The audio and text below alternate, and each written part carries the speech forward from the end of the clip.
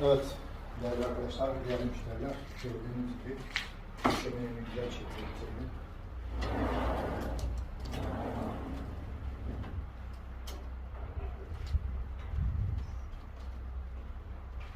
Burası kitaplık, odunluk. Gördüğünüz gibi şahane.